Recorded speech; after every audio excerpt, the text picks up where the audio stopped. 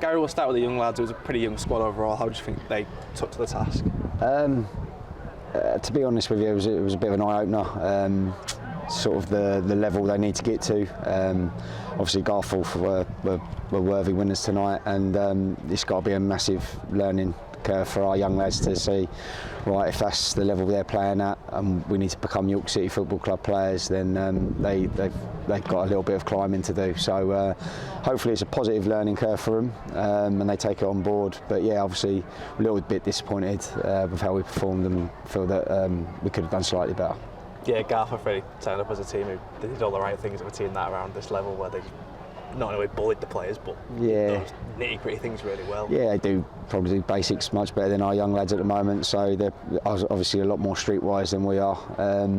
But yeah, we're a national conference club, and we need to be bringing youngsters through. And yes, as I say, it's a bit of an eye-opener where we need to get to. But I'm sure with Dan and Tim as well, they'll look at that and think, right, we've got to start sort of bringing a few things into play now, and kicking these players on with us as the first team staff as well. So we're all in it together.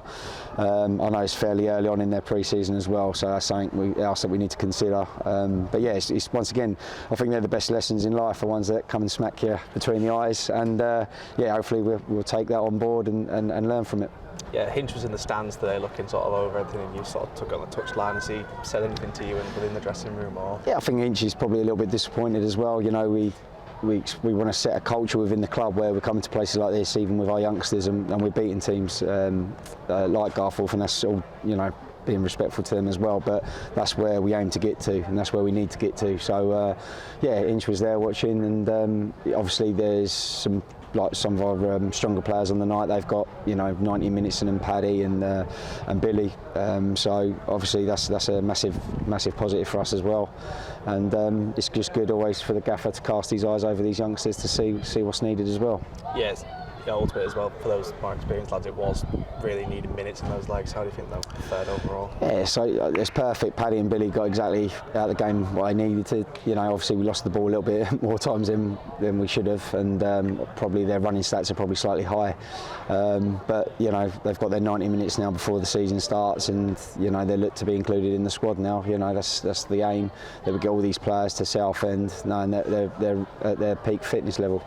Is it taking shape now ahead of the last one? Yeah, I'd like to be. Obviously, we got to put this into, you know, the whole sequence of events of pre-season. You know, this is tick to box, and we move on, and everything now is just gearing up for Southend, and we know that we've got our first team squad probably exactly where we want it, and we just got to keep layering it now against Spennymoor, and then the final week of preparation before the Southend game.